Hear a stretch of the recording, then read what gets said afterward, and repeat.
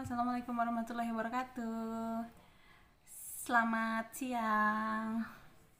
Siang ini ketemu lagi dengan saya. Kita akan melakukan unboxing. Unboxing kemarin kita habis belanja begonia. Kita sama-sama lihat ya barang yang kita beli ini seperti apa. Soalnya kemarin ini kita belanja tanggal 21, sekarang sudah tanggal berapa ya, tanggal 28 kayaknya. Oke, kita unboxing. Ini masih tersegel rapat, belum ada yang kebuka. Sekarang kita buka ya. Bismillahirrahmanirrahim. Semoga paketan ini aman, masih segar sampai di sini. Super duper amanah. Ada 3 tanaman, dapatnya 3 box dengan packing yang masya Allah sangat rapi. Insya Allah kita buka satu-satu. Aku takut buka kayak gini, mudah-mudahan tidak ada yang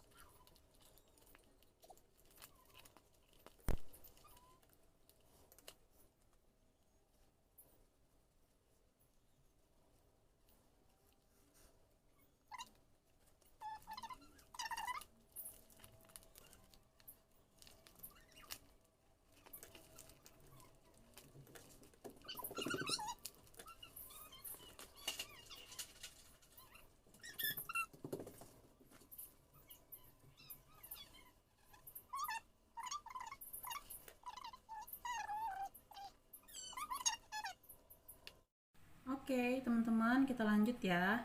Tadi kita sudah membuka paketan. Kita habis belanja online escargot, begonia escargot violet dan begonia escargot silver. Ini yang dari 2 paketan, dari 3 tanaman yang kita beli. Ini satunya lagi escargotnya. Kelihatan banget kan ini escargot. Nah, kalau yang ini tadi satu daunnya busuk. Alhamdulillah ini pengirimannya selamat ya teman-teman, ya nggak ada yang, amanah banget karena dia di packing satu-satu dengan menggunakan pot kecil. Ini pot sekitar pot 8 dengan sudah membawa media, sudah bagus sekali. Nah, sekarang kita akan melakukan proses selanjutnya, yaitu kita akan mau repotting. Tapi sebelum repotting, ini kan tanaman sudah 1 minggu di perjalanan, jadi dia stres di jalan. Jadi yang stres itu bukan cuma manusia ya teman-teman ya, media begonia atau tanaman lain kalau di perjalanan juga stres. Kita punya air teman-teman, kita siapkan air, ini sekitar 1 liter ya airnya. Kita akan melakukan perendaman terhadap begonia ini. Kita rendam menggunakan ini teman-teman, ini adalah B1, jadi ini paling ampuh banget untuk tanaman yang stres gitu. Jadi kalau kita punya tanaman stres, baru belanja online atau misalnya pergantian musim, atau misalnya habis dicangkul, habis dicetek gitu, kita pakai ini aja. Habis repotting itu bagus banget pakai ini. Dosisnya segimana teman-teman? Kalau saya pakainya sedikit aja teman-teman, gak usah banyak-banyak. Saya biasanya 1 liter itu saya pakai setengah tutup botol dalam. Taruh dulu, nggak susah.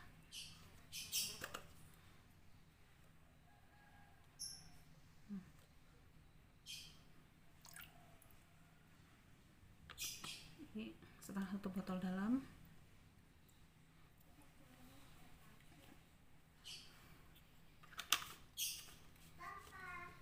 Terus kita rendam tanaman ini.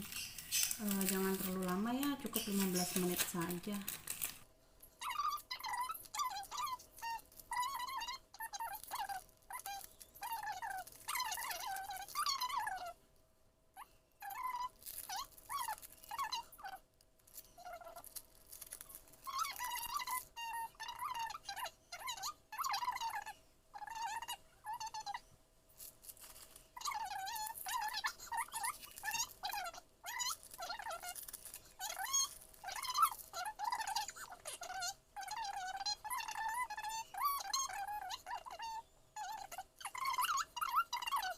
Oke, teman-teman, sekarang kita waktunya menanam.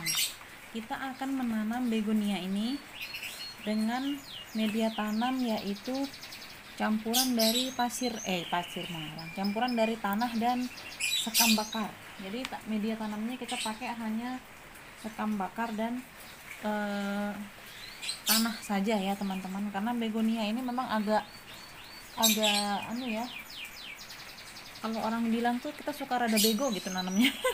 Kadang-kadang suka mati gitu ya, karena memang agak cerewet banget begonia. Jadi kita pakainya tanah saja dengan sekam.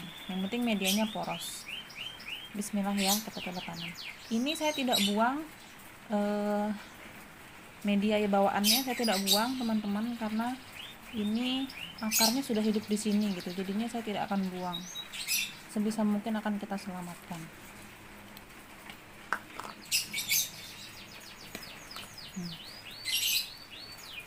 Cara menanam begonia itu teman-teman, kita tidak boleh mengubur batangnya.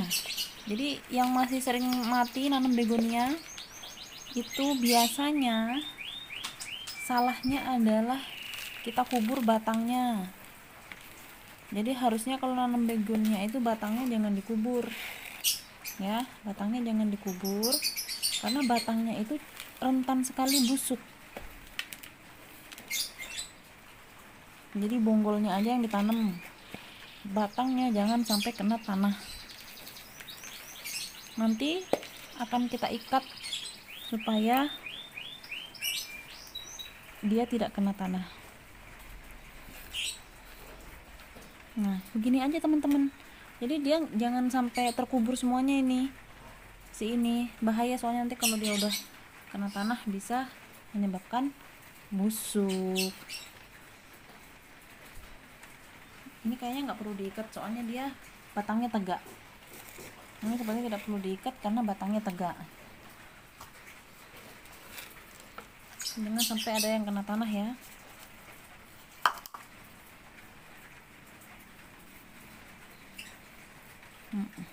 Nah, gini aja. Ini satu. Si violet sudah tertanam. Kita lanjutkan lagi sisanya. Ini satu aja.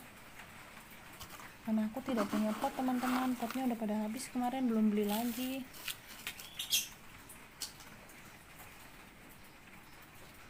Nanti setelah di repotting tinggal kita biarkan dia beradaptasi dengan lingkungan kita. Disiram dulu sekarang, terus tidak kita siram lagi selama ya kurang lebih 3 hari lah. Biarkan dia beradaptasi.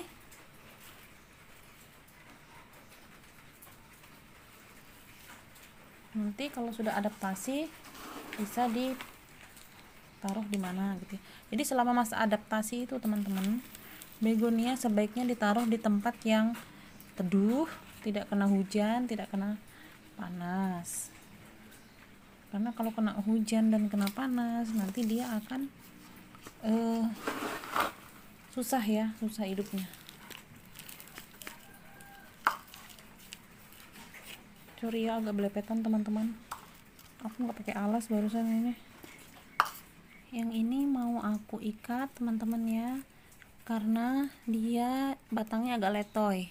Karena tadi memang satu datang dalam kondisi yang nggak terlalu prima, yang satu ya, yang dua memang prima, tapi yang escargot yang